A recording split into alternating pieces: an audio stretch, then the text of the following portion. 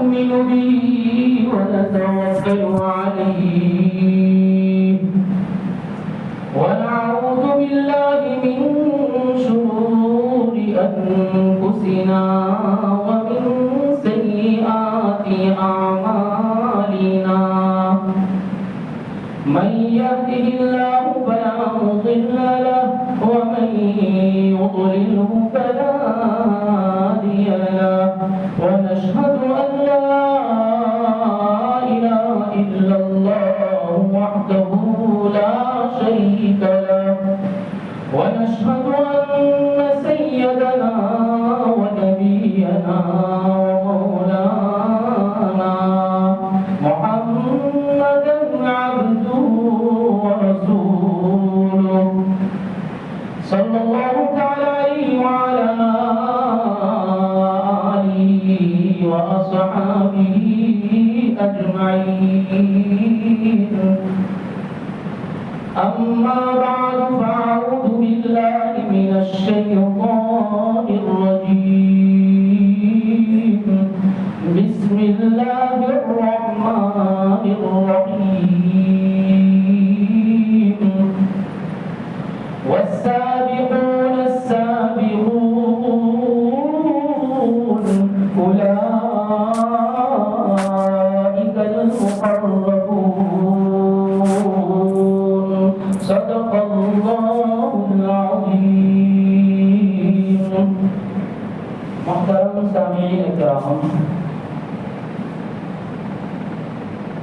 نیکی میں جلدی کرنے والے ان کا شریعت میں بہت بڑا مقام اور رتبہ ہے. اللہ جل جلالہ من والہ کے نزدیک نیکی کی طرف جلدی کرنے والوں کا مقام اتنا بڑا ہے کہ اللہ اپنا تقرب نصیب فرما دیتا ہے. والسابقون السابقون اولئک المقربون، سبقت کرنے والے، نیکی کی طرف سبقت کرنے والے سبقت کر گئے اور وہی لوگ مقربین ہیں. اللہ کی یہاں تقرب مل جاتا ہے کہ نیکی کی طرف جلدی کرنے والے، بدائی کی طرف تیزی سے دوڑنے والے اللہ کو بہت پسند ہے. شریعت میں اس کا بڑا مقام اور رتبہ ہے. اسی لیے تو فتح مکہ سے پہلے ایمان لانے والے اور فتح مکہ کے بعد ایمان لانے والوں میں فرق دیا گیا. فتح مکہ سے پہلے ایمان لانے والوں کو والسابقون الاولون کہا، اولین میں جن کا شمار ہوا، سبقت کرنے والے، اس لیے کہ دین غریب تھا اور دین کی حمایت کرنے والا کوئی نہیں تھا اور ہر سمت ماحول اور ہر سمت حالات بڑے بھیانک تھے. ایسے موقع پر ایمان قبول کیا اور دامن رسول صلی اللہ علیہ وسلم کو پکڑا، اس لیے ان کا مقام بہت بڑا، وہ مقربین ہیں. فتح مکہ کے بعد ایمان لانے والوں سے زیادہ ان کا مقام ہے اور ان سب میں سب سے زیادہ سب سے پہلے سبقت کرنے والے حضرت ابوبکر صدیق رضی اللہ عنہ ہے، عبداللہ ابن ابی قحافہ رضی اللہ عنہ ہے، جن کو ابوبکر کہا جاتا ہے، جن کو صدیق کہا جاتا ہے. کہ سب سے بڑا مقام، سب سے زیادہ سبقت کرنے والے، اور اتنے سبقت کرنے والے بخاری اور مسلم فرماتے ہیں حضرت ابوبکر صدیق رضی اللہ عنہ دین کی دعوت جو لوگوں کے درمیان دیتے تھے اسی انداز سے گھر والوں کے پاس جا کر گھر میں جا کر بھی اسی انداز سے تبلیغ کرتے تھے. دین کی دعوت گھر والوں کو بھی اسی انداز سے دیتے تھے. حضرت ابوبکر کی اولاد فرماتی ہے کہ جب ابا گھر آ کر جب دین کی دعوت دیتے تھے تو جیسے لوگوں کے درمیان دعوت دیتے ہوئے آنکھوں میں آنسو آ جاتے تھے، نبی کا تذکرہ کرتے ہوئے نبی کے حالات کا تذکرہ کرتے ہوئے، نبی کے اوپر آنے والی تکالیف کا تذکرہ کرتے ہوئے، لوگوں کے سامنے جو آنسو آتے تھے، گھر میں آ کر جب ہمارے سامنے نبی کی بات کرتے تھے، نبی کی دعوت دیتے تھے، نبی کا دین سناتے تھے، نبی کا پیغام سناتے تھے، تو اسی وقت بھی ایسے ہی آنسو نکلتے تھے۔ ایک عجیب انداز تھا نیکی کی طرف سبقت کرنے کا۔ حضرت اسماء بنت ابی بکر رضی اللہ عنہا فرماتی ہے کہ جب ابا گھر میں آ کر دعوت دیتے تھے، نبی کے ترانے گاتے، نبی کے گیت گاتے، نبی کے گن گاتے اور نبی کی دعوت دیتے، آنکھوں میں سے اشک بہتا۔ اسماء بنت ابی بکر فرماتی ہے، میں آپ کو بخاری اور مسلم کے حوالے سے سنا رہا ہوں، مناقب اسماء پڑھ لینا۔ حضرت اسماء فرماتی ہے کہ میں نے کہا ابا جان، آپ کا اس طریقے سے سبقت کرنا، آپ کا اس طریقے سے نیکی کی طرف اور بھلائی کی طرف اتنا سبقت کرنا اور اس انداز سے دعوت دینا اور آپ کی آنکھوں میں سے آنسو نکلنا اب دیکھا نہیں جاتا۔ ابا جان مجھے بھی کلمہ پڑھا کر اسلام میں داخل کر دو۔ یہ ایک واحد صحابی ہے، ابو بکر ایک واحد صحابی ہے جس کا سارا گھرانہ صحابی کے درجے تک پہنچتا ہے۔ باپ بھی ابو قحافہ بھی بعد میں ایمان لاتے ہیں اور نبی کریم صلی اللہ علیہ وسلم کی زندگی میں ایمان لاتے ہیں، وہ بھی صحابی بنتے ہیں، بیٹیاں بھی صحابیہ بنتی ہے، بیٹے بھی صحابہ بنتے ہیں، پورا گھرانہ یہاں تک کہ پوتے اور نواسے بھی صحابہ بنتے ہیں۔ فرمایا جس کی 4 پشتیں، جس کے 4 گھر کے چاروں افراد ایمان میں داخل ہو جاتے ہیں، یہ واحد صحابی ہے جس کا پورا گھرانہ صحابی کے درجے تک پہنچتا ہے۔ ایک قرآن کی نیکی کی طرف سبقت کرنے کا، لوگوں کی بھولیں دیکھنے کا، لوگوں کی خامیاں تلاش کرنے کا سیوا نہیں تھا، بلکہ لوگوں کی طرف نیکی کیسے ہو، نیکی کی دعوت کیسے دی جائے، ہزاروں برائی ہو، ہزاروں خامیاں ہو، اس سے نظر انداز کرتے ہوئے میری ذمہ داری یہ ہے کہ اس کو بھلائی اور نیکی کا حکم کروں، نیکی کی طرف میں سبقت کروں۔ اسی جذبے سے ابو بکر اسلام کی دعوت دیتے تھے۔ حضرت اسماء فرماتی ہے میں نے کہا ابا جان مجھے اسلام میں داخل کر دو۔ حضرت اسماء کی اس وقت عمر 18 یا 20 سال کی تھی جب کہ حضرت اسماء نے اسلام کو قبول کیا۔ 16 صحابہ کے بعد 70ویں نمبر پر اگر کسی کا نمبر آتا ہے تو حضرت اسماء بنت ابی بکر کا آتا ہے۔ حضرت اسماء نے 18 سے 20 سال کی عمر میں اسلام قبول کر لیا۔ حضرت اسماء فرماتی ہے میں اور عائشہ ہمشیرہ ہیں، بہنیں ہیں، لیکن مائیں الگ الگ ہے۔ عائشہ کی ماں ام رومان الگ ہے، میری ماں الگ ہے۔ میری ماں کو میرے باپ نے طلاق دے دی تھی۔ طلاق دینے کی وجہ بیان فرمائی، طلاق کیوں دی گئی، جدائی کیوں کر دی گئی؟ فرمایا ماں کی مزاج میں سختی تھی، مشرکہ تھی، اور حضرت ابو بکر صدیق رضی اللہ عنہ کی انہوں کے اسلام و ایمان کے بیچ میں دخل اندازیاں کیا کرتی تھی، خلل ڈالا کرتی تھی اور مزاج میں تیز تھی، اس لیے حضرت ابو بکر نے ان کو طلاق دے دی۔ اور بعضوں نے فرمایا بعثت نبی سے پہلے طلاق دے دی تھی۔ بہرحال حضرت اسماء فرماتی ہے گھر میں بڑی میں تھی اور میرا باپ مجھے سب سے زیادہ پیار کرتا تھا، اور پیار زیادہ کرنے کی وجہ بھی بیان فرماتے ہو فرمایا گیا میری ماں نہیں تھی اس لیے میرا باپ مجھے زیادہ پیار کرتا تھا۔ ماں نہیں تھی اور ماں نہ ہونے کی وجہ سے میرے باپ کا دھیان اور توجہ میری طرف زیادہ تھی اور زیادہ پیار کرتے تھے۔ زمانے کے بعد، زمانہ گزر جانے کے بعد میں آپ لوگوں کو حضرت اسماء کی سیرت سنا رہا ہوں، حضرت اسماء کی داستان سنا رہا ہوں کہ جن کی سبقت اور جن کے باپ کی سبقت کی وجہ سے، نیکیوں کی وجہ سے والسابقون السابقون اولئک المقربون فی جنات النعیم۔ سورہ واقعہ اٹھا لیجیے گا، مغرب کے بعد ثواب کی نیت سے روزی کی فراخی کی نیت سے پڑھنے والوں، اس نیت سے صرف نہ پڑھا کرو کہ دنیا ملے گی، دنیا کا مال ملے گا۔ فرماتے ہیں صحابہ کی نیت ایسی نہیں ہوا کرتی تھی، دنیا ملے وہ دوسرے نمبر کی بات ہے، اصل تو رب راضی ہو جائے نیکی کی نیت۔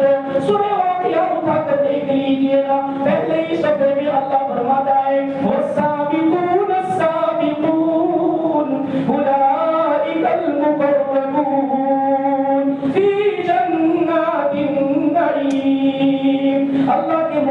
بن گئے، جنت کی نعمتوں کے حقدار بن گئے. جنت بھی ملتی ہے، آخرت بھی ملتی ہے، دنیا بھی ملتی ہے. حضرت ابوبکر کی بیٹی حضرت اسماء فرماتی ہے باپ کی دعوت کا رنگ یہ تھا، باپ کی سبقتوں کا رنگ یہ تھا کہ ایسا ایمان راسخ ہو گیا، محمد رسول اللہ کی محبت ایسی پیوست ہو گئی اور نبی کی محبت اور نبی کا عشق، نبی کی سنتیں، نبی کے طریقے، نبی کا سارا ایسا بھول گیا تھا کہ سالوں کے بعد جب ماں ملنے کے لیے آتی ہے، مشرکہ ماں جس کو طلاق دے دی گئی ہے، حضرت اسماء فرماتی ہے مدتوں کے بعد، سالوں کے بعد میری ماں مجھے ملنے کے لیے گھر پر آئی اور گھر پر آ کر دستک دیتی ہے. من الباب، اندر سے اسماء پوچھتی ہے کون آئی ہے؟ تو ماں کہتی ہے اسماء جلدی کھول، تیری ماں آئی ہے، دروازہ کھول، تیری ماں تجھ سے ملنے آئی ہے. حضرت اسماء فرماتی ہے میں تیزی سے دوڑتی ہوئی آئی، دروازہ کھولنے کے بجائے میں نے دروازے کی اندر سے کنڈی لگا دی. ماں کے آنے پر دروازہ کھول کر ملا جاتا ہے. اسماء فرماتی ہے میں نے جا کر میں نے آپ کو حوالہ دیا بخاری اور مسلم کا، میں نے جا کر دروازے پر کنڈی لگا دی اور ماں اندر باہر سے پوچھتی ہے بیٹی دروازہ کھول. میں نے اندر سے کہا اور تو ماں ضرور ہے، جنیتا ہے، جنم دینے والی ہے، لیکن تیرا دین میرا دین الگ ہے، میں محمدی ہوں، جب تک میرے نبی سے میں پوچھ نہ لوں دروازہ نہیں کھل سکتا. اور عائشہ تو بھی میری ہمسلا، میری بہن عائشہ حضرت نبی کریم صلی اللہ علیہ وسلم سے پوچھ لے، نبی سے پوچھ لے ماں آئی ہے، ماں سے مل سکتی ہوں یا نہیں مل سکتی، اس لیے کہ وہ تو مشرکہ ہے. حضرت عائشہ نے نبی کے پاس جا کر فرمایا یا رسول اللہ اسماء کی ماں آئی ہے اور حضرت اسماء سے ملنے آئی ہے، وہ مشرکہ ہے. اسماء نے دروازہ نوک کر دیا اور کنڈی لگا دی، دروازہ نہیں کھولتی اور یہ کہا جب تک نبی جواب نہ دے نہیں کھول سکتی. اسماء کے پاس نبی کریم صلی اللہ علیہ وسلم نے پیغام بھیجا عائشہ جا اسماء کو کہہ دے مشرکہ ہے تو کیا ہوا، تجھے جنم دیا ہے، تیری تو ماں ہے، اس لیے تیرے نبی کا پیغام یہ ہے، تیرے نبی کا دین یہ سکھاتا ہے، تیرے نبی پر اترنے والا قرآن یہ سکھاتا ہے. وَإِن جَاهَدَاكَ عَلَىٰ أَن تُشْرِكَ بِهِ مَا لَيْسَ لَكَ بِهِ عِلْمٌ وَوَصَّيْنَا الْإِنسَانَ بِوَالِدَيْهِ حَمَلَتْهُ أُمُّهُ وَهْنًا عَلَىٰ وَهْنٍ وَفِصَالُهُ فِي عَامَيْنِ أَنِ اشْكُرْ لِي وَلِوَالِدَيْكَ إِلَيَّ الْمَصِيرُ وَإِن جَاهَدَاكَ عَلَىٰ أَن تُشْرِكَ بِي مَا لَيْسَ لَكَ بِهِ عِلْمٌ. تیرا پیغمبر کہتا ہے دروازہ کھول دے، ماں سے مل لے، ماں کو پکڑ گیر کر لے، ماں کو گلے سے لگا لے، اس لیے کہ وہ تو تیری ماں ہے اگرچہ مشرکہ ہے. ایک صحابی آپ کہتے ہیں یا رسول اللہ میرا باپ مجھ پر ظلم کرتا ہے، کیا کروں؟ اللہ کے رسول صلی اللہ علیہ وسلم نے فرمایا پھر بھی اس کے ساتھ اچھا سلوک کر، او یظلم 3 مرتبہ اللہ کے رسول نے فرمایا اگرچہ تجھ پر ظلم کرتا ہو پھر بھی تو اس کے ساتھ اچھائی کا معاملہ کر، اس لیے کہ وہ تیرا باپ ہے، وہ تیری ماں ہے، اس لیے پگل گیر ہو جا. حضرت اسماء فرماتی ہے کیا دین اللہ نے دیا، کیا پیغمبر دیا جس نے سالوں سے بچھڑی ہوئی ماں کو ملنے کی اجازت دے دی اور ماں سے ملاقات کر دی. وہ حضرت اسماء فرماتی ہے جب میرا ابا ہجرت کرنے لگا اور نبی کریم صلی اللہ علیہ وسلم کے ساتھ مکہ چھوڑ کر مدینہ کی طرف جا رہا ہے، لمبی چوڑی داستان آگے سنی ہے، وہ سنانا مقصود نہیں ہے، اسماء بنت ابی بکر کی داستان سنانا مقصود ہے. جب میرا باپ جا رہا ہے اور 7,000 دراہیم دنانیر تھے، وہ سارا کا سارا پونجی لے کر جا رہے ہیں، دادا ابو قحافہ آنکھوں سے نابینا ہو گئے ہیں، آنکھوں سے دکھتا نہیں ہے. جب ابو بکر چلا گیا، ابھی ایمان نہیں لائے تھے ابو قحافہ نے ابو بکر کے جانے کے بعد اسماء سے کہا، اپنی پوتیوں سے کہا، عائشہ چھوٹی ہے 10 سال، حضرت اسماء سے حضرت عائشہ چھوٹی ہے، حضرت اسماء 10 سال بڑی ہے. اپنی پوتیوں سے کہا تیرا باپ گیا ہے، وہ محمد کا بڑا گرویدہ ہے، محمد کی بات آتی ہے تو سب کچھ لٹا دیتا ہے، اس لیے لگتا ہے آج گیا ہے محمد کے لیے سب کچھ لے گیا ہوگا، کچھ نہیں چھوڑا ہوگا. حضرت اسماء فرماتی ہے میں بڑی تھی، میں نے جلدی کنکر اٹھا کر تاکچے میں رکھ دیے، اس کے اوپر تاکیا رکھ دیا، بوری رکھ دی، چادر نہیں بوری رکھ دی، جو جاڑا ہوتا ہے اس موٹے سے بوریے کو رکھ دیا، تاج کو رکھ دیا. اس کے بعد دادا سے کہا نہیں ابا، دادا جان ابا سب کچھ لے کر نہیں گئے ہیں. میں نے ہاتھ رکھا، میرے دادا کا ہاتھ پکڑ کر اس پر رکھ دیا. بوریا جا رہا تھا، موٹا تھا، اندر کنکر تھے. میرا دادا سمجھا کہ دنانیر ہے. بیٹی نے کہا ابا سب کچھ لے کر نہیں گئے ہیں. جھوٹ بھی نہیں، یہ نہیں کہا کہ میرا ابا دنانیر چھوڑ کر گیا ہے. میرا ابا بہت کچھ چھوڑ کر گیا ہے. جھوٹ بھی نہیں، عزت بھی بچ جائے، جھوٹ بھی نہ ہو، صداقت بھی بچ جائے. ابو بکر صدیق کی بیٹی ہے. دادا کو اطمینان ہو گیا. حضرت اسماء فرماتی ہے دادا کا ہاتھ گوڈے پر سے ہٹانے کے بعد میری آنکھوں میں سے تب تک آنسو گرنے لگے. اور یہ آنسو اس کے نہیں تھے کہ باپ نے ہمارے لیے کچھ نہیں چھوڑا. آنسو اس بات پہ تھے کہ رب کا شکر ہے کہ اسماء اللہ نے 20 سال کی عمر میں تجھے دین کی محنت کے لیے قبول کر دیا. اسماء تیرے تو نصیبے لگ گئے کہ تجھے نبی کے دین کی مدد کرنے کے لیے 20 سال کی عمر میں اللہ نے قبول کروا دیا. اس بات کے آنسو تھے. اسماء فرماتی ہے ہجرت کا لمبا چوڑا داستان اس کو چھوڑتے ہیں. آگے چل کر جب میں ایک دن وہ آیا کہ ازدواجی زندگی کی باری آئی، ابو بکر آئے اور آ کر حضرت اسماء سے کہے اسماء تیرے لیے میں نے جیون ساتھی کا انتخاب کر لیا. کس کا کیا ہے؟ فرمایا زبیر ابن العوام کا کیا ہے. زبیر ابن العوام. حضرت اسماء فرماتی ہے تھوڑی دیر میں نے سکوت کیا، میں چپ ہو گئی، اس لیے کہ میں تو ابو بکر کے گھر میں پلی ہوں، مالدار کے گھر میں پلی ہوں، جس کے گھر پر 3 خادم خدمت کرتے ہیں، جس اسماء نے کبھی کچھ نہیں کیا. وہ اسماء کہتی ہے زبیر ابن العوام تو بہت غریب تھے، ان کے گھر پر تو کچھ نہیں تھا. ایک غریب کے گھر پر بیاہنے کی بات آئی ہے. حضرت اسماء چپ ہو گئی. ابو بکر نے کہا بیٹا جانتی ہے رشتہ کس نے بھیجا ہے؟ حضرت اسماء نے فرمایا ابا کس نے بھیجا ہے؟ فرمایا محمد رسول اللہ نے زبیر ابن العوام کو تیرے لیے پسند کیا ہے. اسماء کہہ رہی ہے اللہ اسماء کو پوری امت کی طرف سے بہترین بدلہ عطا فرمائے. حضرت اسماء نے فرمایا ابا جان جب نبی نے کہا ہے تو پھر اسماء کو پوچھتے کیوں ہو؟ اسماء کی رائے کیوں لیتے ہو؟ پیغمبر نے کہہ دیا ہم اس پر راضی ہے.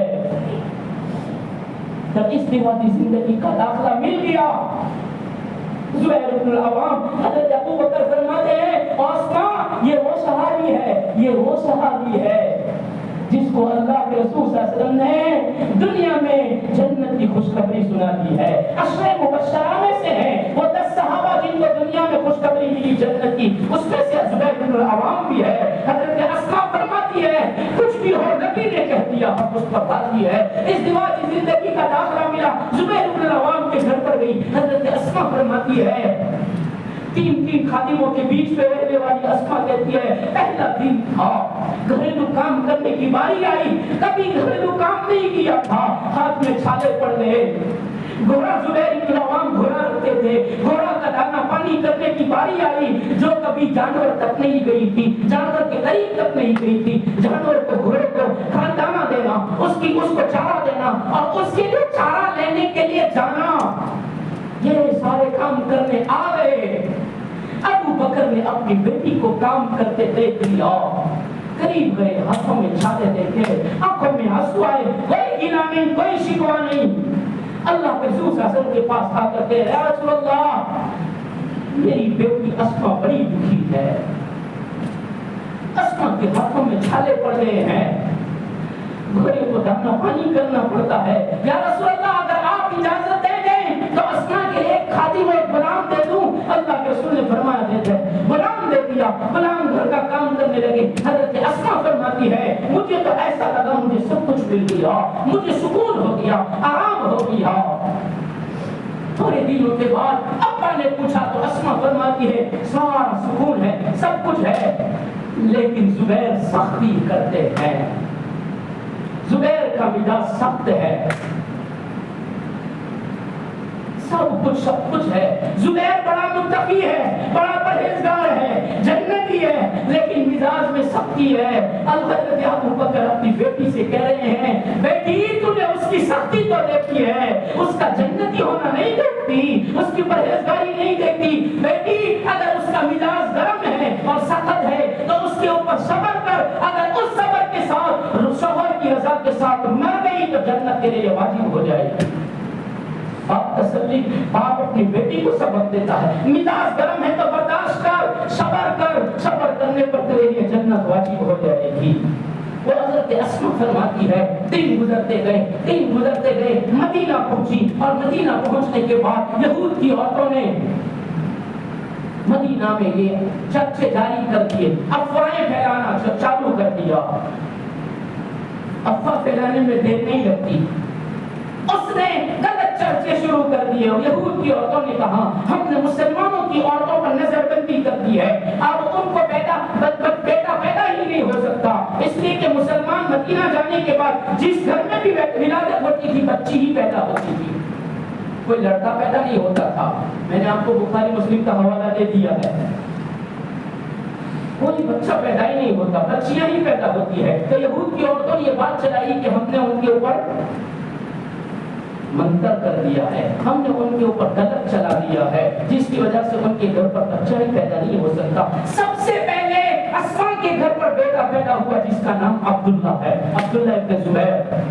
مدینہ میں سب سے پہلے پیدا ہونے والے حضرت عبداللہ ہیں۔ جب حضرت عبداللہ پیدا ہوئے، ابھی تو پیدا ہوئے ہیں، ابھی تو ماں نے دودھ بھی نہیں پلایا، ابھی تو نہلایا ہے۔ ابو بکر کو اسما نے کہا اس کے نانا کو خبر دیتا ہوں کہ تمہارے گھر پر نواسا آ گیا ہے۔ ابو بکر کو جب خبر دی کہ تمہارے گھر پر نواسا آ گیا ہے، فرمایا ابو بکر دوڑے ہوئے آئے، اور پہلے دن کا بچہ جس نے ابھی ماں کا دودھ بھی نہیں پیا ہے، پہلے دن کا بچہ ابو بکر نے اٹھا لیا اور چادر میں لپیٹ لیا اور اٹھا کر لے کر نکلنے لگے۔ اسما نے کہا ابا ابھی تو دودھ بھی نہیں پلایا ہے، کہاں لے کر جاتے ہو؟ ابو بکر نے کہا بیٹا آج تیرے باپ کو نہ روک، جانے دے۔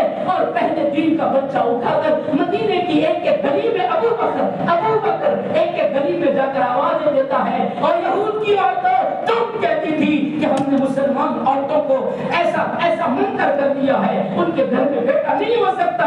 ارے بیٹا بیٹیاں دینا میرے رب کا کام ہے، تم کیا کر سکتی ہو؟ میرے رب نے میری بیٹی کے گھر میں بچہ دیا ہے۔ مدینے کی گلی میں گھومے، اور پھر آخر میں اللہ کے رسول صلی اللہ علیہ وسلم کے پاس لے کر گئے اور فرمایا یا رسول اللہ ابو بکر نانا بن گیا، یا رسول اللہ میری اسما کے گھر پر بیٹا ہوا، پہلے مجھے نام بتا دو۔ اللہ کے رسول نے عبداللہ نام رکھا،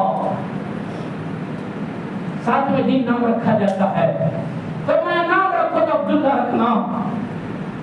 اور پھر اللہ کے رسول صلی اللہ علیہ وسلم کے ہاتھ میں کھجور تھی، اس کھجور کو دانتوں کے بیچ میں رکھا اور اس کو چبانا شروع کیا، اور اتنا چبایا کہ کھجور کی ہر ریشے میں ہر ذرے میں اللہ کے رسول صلی اللہ علیہ وسلم کا لعاب دہن تھوک مبارک مل گیا۔ پھر اللہ کے رسول صلی اللہ علیہ وسلم نے عبداللہ کے منہ میں تحنیک کی، کھجور کا لگایا، اور پھر ابو بکر سے کہا لے جاؤ، اس کی ماں کے پاس لے جاؤ۔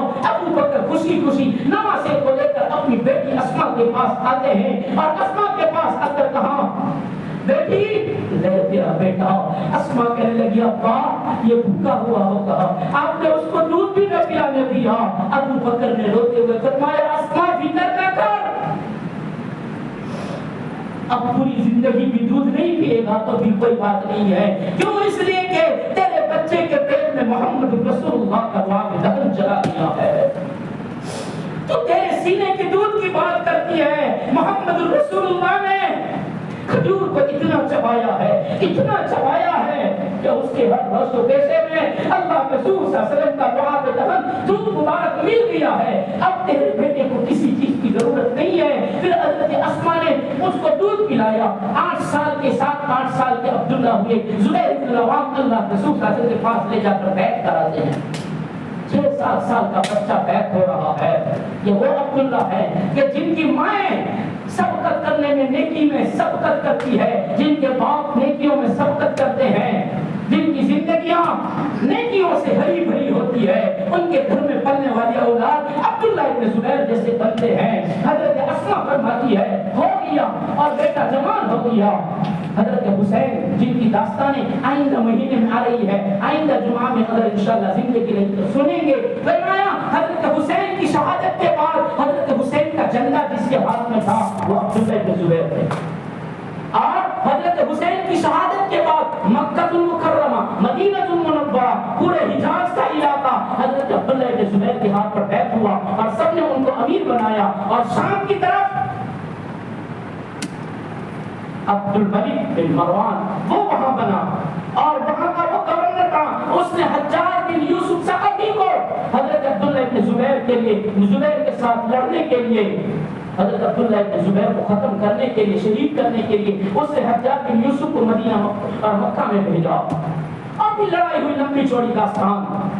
حضرت اسماء اس وقت 100 سال کی تھی, 100 سال کی عمر ہو گئی تھی اور حضرت اسماء کی آنکھوں کی بینائی بھی چلی گئی تھی. حضرت عبداللہ بن زبیر کے بعد جب حجاج بن یوسف نے سارے لشکر کو عبداللہ بن زبیر کے سارے لشکر میں سے کتنے شہید ہو گئے, کتنے چھوڑ کر بھاگ گئے, اکیلے عبداللہ بن زبیر رہ گئے. ماں کے پاس گئے اور ماں کے پاس جا کر کہتے ماں تیرا بیٹا اب لگتا ہے اکیلا رہ گیا ہے, کیا کروں؟ 100 سال کی نابینا ماں کہتی ہے بیٹا پہلے تو مجھے بتا تو حق پر ہے یا نہیں ہے, کہاں میں حق پر ہوں, تو کہاں جا میدان میں اکیلا کھڑا ہوگا, اللہ کی مدد آئے گی. اور شہادت بھی اللہ کی مدد ہی سے ملتی ہے. شہادتیں گھر بیٹھ کر نہیں ملا کرتی, شہادت اللہ چاہتا ہے تو ملتی ہے. کھڑا ہو جا میدان میں. بیٹا جانے لگا تو پھر بوڑھی ماں کہتے بیٹا سن اس بات کا خیال رکھنا کہ تیرا باپ زبیر بن العوام ہے, جنت کی جس کو خوشخبری ملی ہے. بیٹا یاد رکھنا تیرا نام ابو بکر ہے. بیٹا یاد رکھنا تیری خالہ ام المؤمنین کہلاتی ہے. اس لیے ان رشتوں کا خیال رکھنا, کہیں پیٹھ پھیر کر بھاگنا نہیں, پشت مت دکھانا. اکیلا ہے پھر بھی ان کے سامنے سینہ تان کر کھڑا ہو جا. عبداللہ بن زبیر نکل گئے. حضرت اسماء 100 سال کی گڑیا ہے. حضرت عبداللہ فرماتے ہیں میں نے جانے سے پہلے ماں کے لیے باپ کا انتقال ہو گیا تھا, میں میری ماں کے لیے کپڑا لایا اور کپڑا لا کر میں نے ماں کو دیا اور کہا ماں یہ بیٹا تیرے لیے کپڑا لایا ہے. آنکھوں سے نابینا کی کپڑے پر ہاتھ پھیر کر بتا دیا بیٹا یہ کپڑا باریک ہے, پتلا کپڑا ہے, ماں کے لیے جاڑا کپڑا لا. تو بیٹا کہتا نہیں ماں یہ جاڑا کپڑا ہے, کہاں نہیں یہ پتلا ہے. اور عورت کو اللہ نے پردے کی چیز بنائی ہے. تیری ماں پتلا کپڑا پہن کر بے پردہ ہونا نہیں چاہتی. 100 سال کی عمر میں بھی تیری ماں پردے کا خیال رکھے گی, اس لیے کہ پردہ اسلام میں واجب ہے. اور بے پردہ عورت سے گھر میں اللہ کے رحمت کے فرشتے بھی نہیں آتے. میرے پاس وقت نہیں ہے ورنہ میں نے ایک حاجی صاحب کے گھر کی ابتدا اور گردن میں نے ایک واقعہ سنایا تھا, تو میں سب کو سنانا چاہتا تھا. وقت نہیں ہے, انشاءاللہ زندگی باقی رہی تو آئندہ سنیں گے. وہ واقعہ کیا ہے کہ جس کی نحوست سے گھروں میں بھی رحمت کے فرشتے نہیں آتے. جو عورتیں گھروں میں کھانا بناتے دوپٹہ نکال کر سر کو کھلا کر کے کوئی نہیں دیکھتا پھر بھی کھانا بناتی ہے, ورنہ اس کھانے میں برکت نہیں ہوتی. اس کھانے سے گھر میں تقوی نہیں آتا.